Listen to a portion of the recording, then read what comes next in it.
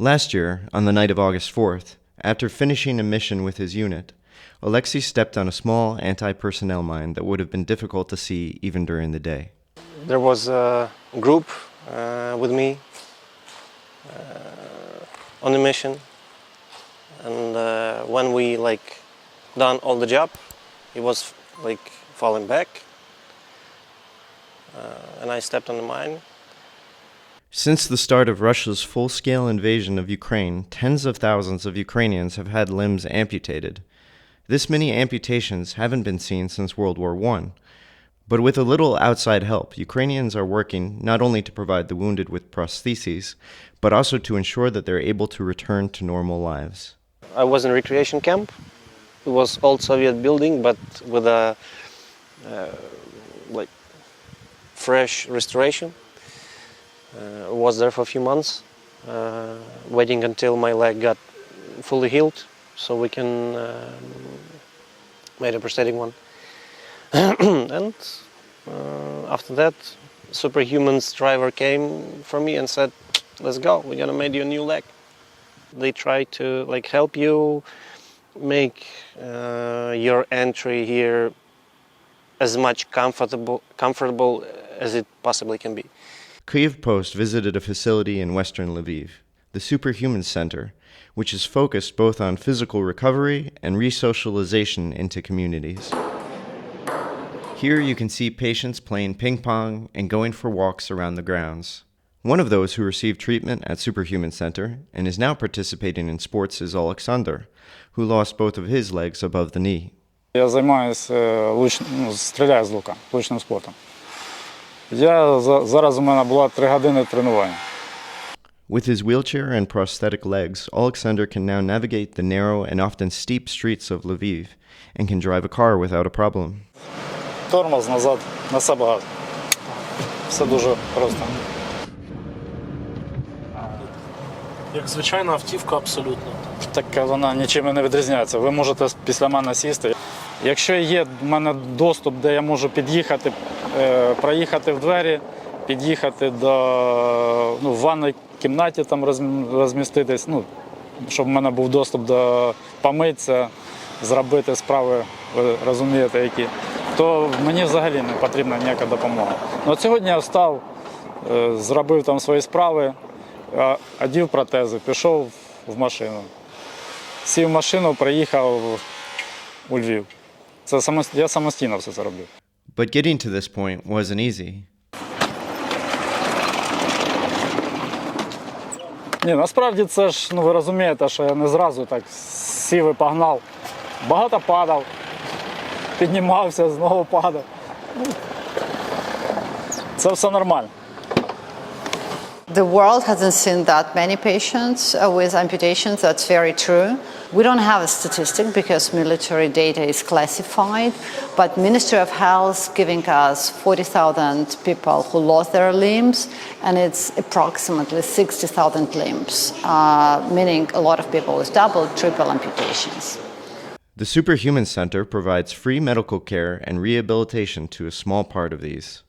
It opened in April 2023, a little over a year after the start of Russia's full-scale invasion. We are limited by financial restrictions because prosthetics is very expensive. So we see right now 60 patients per month for prosthesis and rehabilitation. We are lucky to get amazing donors and supporters for the project, and we're just moving really fast. The project's biggest supporter is Howard Graham Buffett, a businessman, philanthropist, and the middle son of billionaire Warren Buffett. He put up $16.3 million to fund it. Other supporters include billionaire Richard Branson, rock musician Sting, actor Liev Schreiber, TV presenter Bear Grylls, and Ukrainian pop star Andrei Danilko, better known by his stage name, Verka Serduchka. Danilko auctioned off his 1974 Rolls-Royce, which had formerly been owned by Freddie Mercury of the rock group Queen, and donated the money to the Superhumans Center. Some of the world's foremost doctors are also lending their expertise to the center, including French facial surgeon Bernard Devachaux, the man who performed the world's first face transplant in November 2005. Over his week in Ukraine, the 74-year-old said he performed 14 operations and delivered lectures to many young Ukrainian surgeons. He came to Superhumans as part of the Friends mission with France, and while he's happy to lend his expertise, he regrets not being able to see some of his patients sooner. They receive already first operation, but this first operation was performed, I don't know how, in which condition, okay, but some mistakes are performed, okay, so, and it's a pity, because we receive the patient here with secondary restoration and not the primary reconstruction. Or the most important is the primary reconstruction. My first wish as surgeon is to be just in the front line and to bring my experience, but for the first treatment of this patient. Devasho says that he felt a kind of historical responsibility to help. I am coming from an area in France where we have this war, this First World War, with so much destroyed on the face. It's exactly the same patient, okay? Yes, the same story, how parents and grandparents lived 1 century ago. So it was necessary to be here. After the First World War, and even after the Second, many soldiers not only lost limbs, but also, to an extent, their identities, becoming so-called invalids, permanent reminders of painful memories people wanted to forget. After the World War II, the main idea was to isolate people with disabilities because the image of a hero nation was not supposed to have people with disabilities. But things have changed. Now many Ukrainian vets with amputations wear shorts, proudly showing off their prosthetic legs. You can find Ukrainians with amputations running races, performing theater, and modeling. In fact, the next single man to star in the Ukrainian version of the American reality TV show The Bachelor will even be Army veteran Alexander Budko, who lost both of his legs in a Russian shelling. By watching our superhumans doing great things, I think that we can actually break the barrier between disability, because disability is not about how many limbs you have, it's about what you can, do. Superhumans endeavors to give its patients tools to lead fulfilling lives after recovering from their injuries. Yeah, they also give a lot of opportunities to learn something new, like coding, like a lot of IT stuff. They give you opportunity to sign up with some school, with driving school, for example, with like learning languages and stuff. Yeah, they try to reintegrate military people into society. That's cool.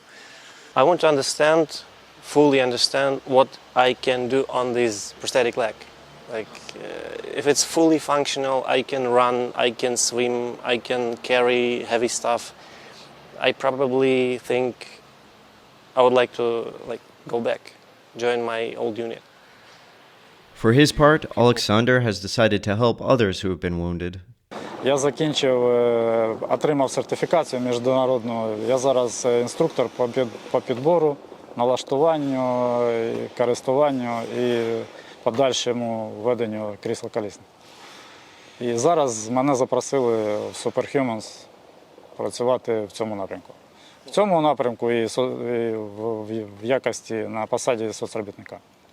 Now in its third year, Russia's full-scale invasion is likely to produce many more amputations. But Superhumans hopes to scale up. Те, що стосується команди, це був найбільший виклик, і ми продовжуємо шукати людей в команду. Але основним інструментом для нас все-таки є навчання. Тобто ми відбирали команду за двома критеріями, людей в команду за двома критеріями. Перший критерій – це наскільки люди розділяють наші цінності, поділяють наші цінності. Цінність Superhumans полягає в тому, що для нашої команди пацієнт є на першому місці. Його першочергові, його життєві потреби. І друге – це здатність членів команди навчатись. Зараз у нас більше 250 людей. Ну, це не тільки медики, медиків десь 150+. We are trying to replicate experience of superhumans in Odessa and Dnipro, and we are trying to scale it up to other regions. We shouldn't be unique. You know, what is unique here is attitude to the patient, the full service. You know, patient can find everything here. We are a family, we are a community. We are not a hospital, we are a center that brings people back their lost abilities, but we shouldn't be unique. You know, that should be standard of providing services everywhere, and that's our goal. We never created Superhumans to be a cool, unique center. We created Superhumans to be replicated and to be a standard. Rudneva has a phone filled up with photos and videos from people who've come to the Rehabilitation Center and gone on to use their prosthetic limbs in amazing ways. From applying makeup, to surfing, to climbing mountains, and even beating their non-disabled peers in races. They're not losing their hope. That's the most important part, I think. They're not depressed. They still see a future for them.